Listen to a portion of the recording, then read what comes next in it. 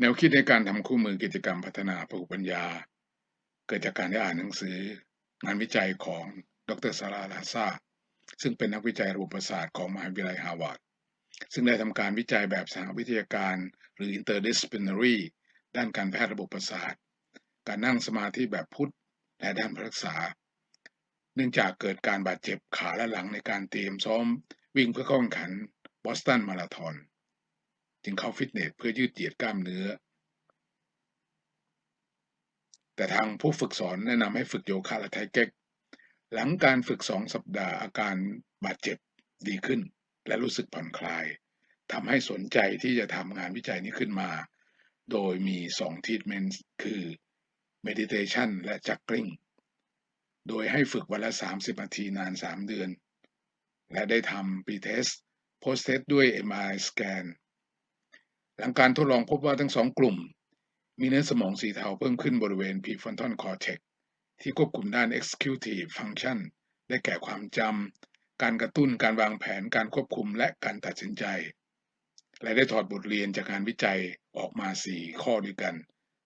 1. สมองมนุษย์สามารถพัฒนาได้ตลอดชีวิต 2. กิจกรรมที่ใช้ในการฝึกสมอง2 ซีกจะต้องเป็นการประสานงานของตามือตาเท้าทั้ง2 ข้าง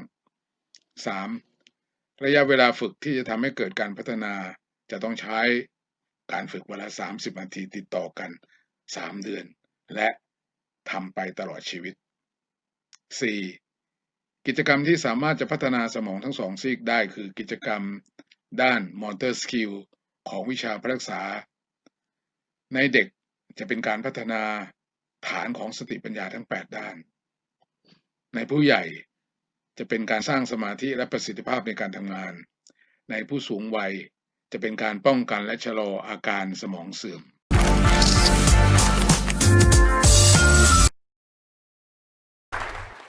Good morning. So when I was in graduate school, I was a runner, and a friend and I decided that we were going to run the Boston Marathon. And so we started training, and we overtrained, and I developed knee and back problems. So I went to see a physical therapist, and they told me that I had to stop running, and instead I should just stretch. As I was leaving the therapist's office, the physical therapist's office, I saw an ad for a vigorous yoga class that promised not only to promote flexibility, but also to promote strength and cardiorespiratory fitness. So I thought, oh, well, this is a great way that I can stretch, but also remain in shape, and maybe I could even still run the Boston Marathon. So I went to the yoga class, and I really enjoyed it, except for when the teacher would make all sorts of claims, all sorts of medical claims, but also all sorts of, claims about, oh yes, it'll help you, increase your compassion and open your heart. And it's just like, my eyes would roll, and I think, yeah, I'm here for,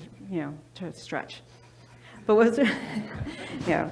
interesting was that after a couple of weeks, I started noticing some of these changes. I started noticing that I was calmer, and I was better able to handle difficult situations, and that indeed I was feeling more compassionate and open-hearted towards other people, and I was better able to see things from other people's point of view. And I was like, how could this be? How could this be? And I thought, well, maybe it's just a placebo response, right? She told me I was going to feel this, so maybe that's why I was feeling it. So I decided to do a literature search to see if there's any research on this. And lo and behold, there was quite a bit, showing both yoga and meditation are extremely effective for decreasing stress. They're also very good for reducing symptoms associated with numerous diseases, including depression, anxiety, pain, and insomnia. They also, there's a couple of very good studies demonstrating it can actually improve your ability to pay attention. And most interestingly, I thought virtually every study has shown that people are just happier. They report they're more satisfied with their life, and they have a higher quality of life. And so this was interesting to me. And so I decided to switch and start doing this sort of research. And so as a neuroscientist, how could this be happening? How can something as silly as a yoga posture or sitting and watching your breath, how could that lead to all these sorts of different types of changes? So what we know is that whenever you engage in a behavior over and over again, that this can lead to changes in your brain. And this is what's referred to as neuroplasticity. And what this just means is that your brain is plastic, and that the neurons can change how they talk to each other with experience. And so And there was a couple of studies demonstrating that you can actually detect this using machines like the MRI machine. The first study was with juggling. They took people who had never ever juggled before, and they scanned them, and then they taught them how to juggle, and they said, keep practicing for 3 months. Then they brought them back after 3 months, and they scanned them a second time. And they found that they could actually detect with the MRI machine changes in the amount of gray matter in the brain of these people in areas that are important for detecting visual motion. So I thought, okay, 3 months, can we detect, can meditation change brain structure too? That's something as, as simple as, juggling. What about meditation? So the first study we did, we recruited a bunch of people from the Boston area, and these were not monks or meditation teachers. These were just average Joes who on average practice meditation about 30 or 40 minutes a day. And we put them in the scanner, and we compared them to a group of people who are demographically matched, but who don't meditate. And what we found is this, that there were indeed several regions of the brain that had more gray matter in the meditators compared to the controls. One of the regions I'm going to point out to you is here in the front of the brain. It's an area that's important for working memory and executive decision making. And what was interesting about it was when we actually plotted the data versus their ages. So here in the red squares, that's the controls. And this is something you see actually, it's been well documented that as we get older, not just there, but across most of our cortex, it actually shrinks as we get older. And this is part of the reason why as we get older, it's harder to figure things out and to remember things. And what was interesting was that in this one region, the 50-year-old meditators had the same amount of cortex as the 25-year-olds, suggesting that meditation practice may actually slow down or prevent the natural age-related decline in cortical structure. So now the critics, and there were many critics, said, well, meditators, they're weird. Maybe they're just like that before they started practicing, right? Or a lot of them, they're vegetarians, so maybe it has something to do with their diet or something else with their lifestyle, Couldn't possibly be the meditation, it had something else, right? And to be fair, that could be true. This first study could not address that. So we did a second study. In this study, what we did is we took people who had never meditated before, and we put them in the scanner, and then we put them through an 8-week meditation-based stress reduction program, where they were told to meditate every day for 30 to 40 minutes. And then we scanned them again at the end of the 8 weeks, and this is what we found. So what you can see is that several areas became larger. In this slide, we can see the hippocampus. And in the graph, the controls are in blue, and the meditation subjects are in red. And what we see is that the hippocampus, and this is an area that's important for learning and memory. It's also important for emotion regulation. And what's interesting is there's less gray matter in this region in people who have depression and PTSD. Another region we identified was the temporal parietal junction, which is here above your ear. And it's important for perspective taking and empathy and compassion. And again, these are both functions which people report changing when they start practicing meditation and yoga. Another region we identified was the amygdala, and the amygdala is the fight or flight part of your brain.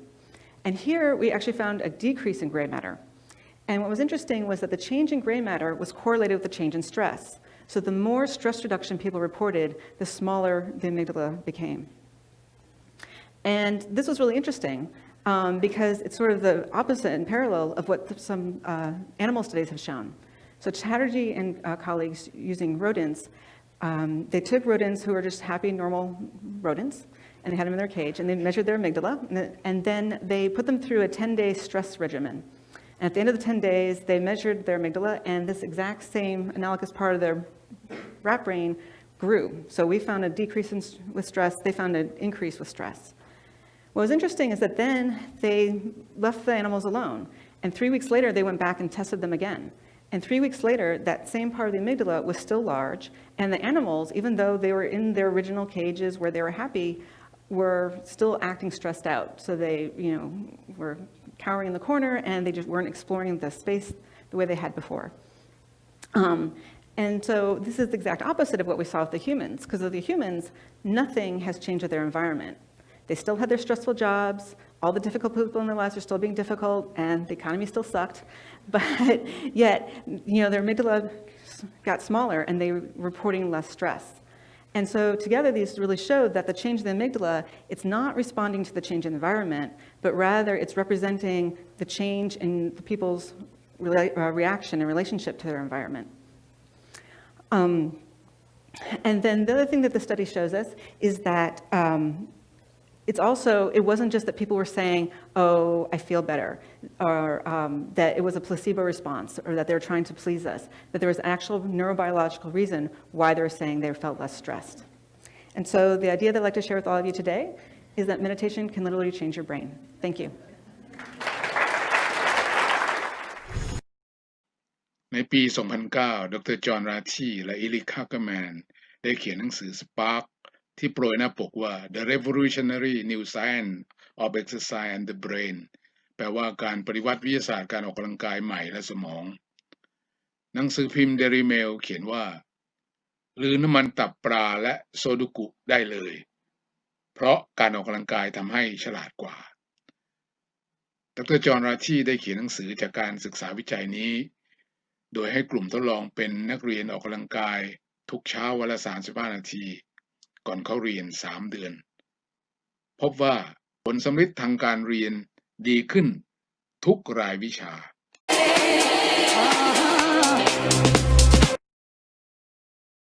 Game changer of a book called Spark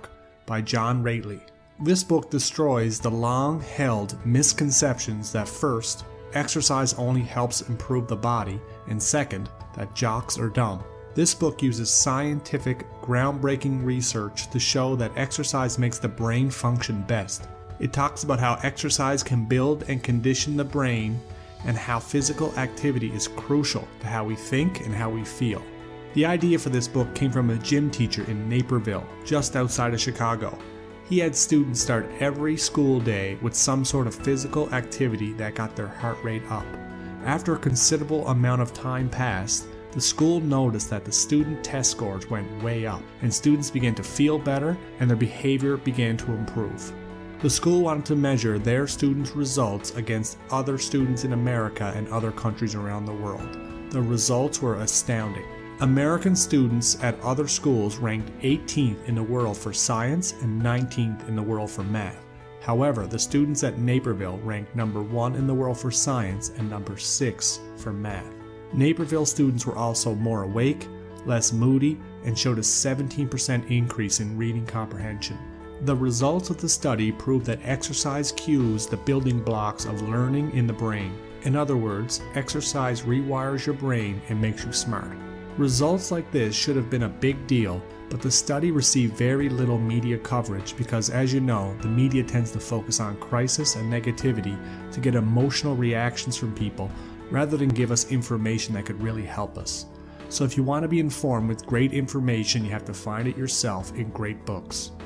Too often in our society, when we want to improve our mood, reduce anxiety, reduce stress, we look to quick fixes such as pills, alcohol, and food. But rather than look for these things, if we just look to exercise, it has been proven to give us all of these benefits, plus it improves our learning and attention and reverses aging in the brain. But most importantly, unlike all of these other bad habits, exercise has no negative side effects. So the next time you feel a craving for these things, try lacing up your shoes instead. Your brain will love you for it. Thanks for listening.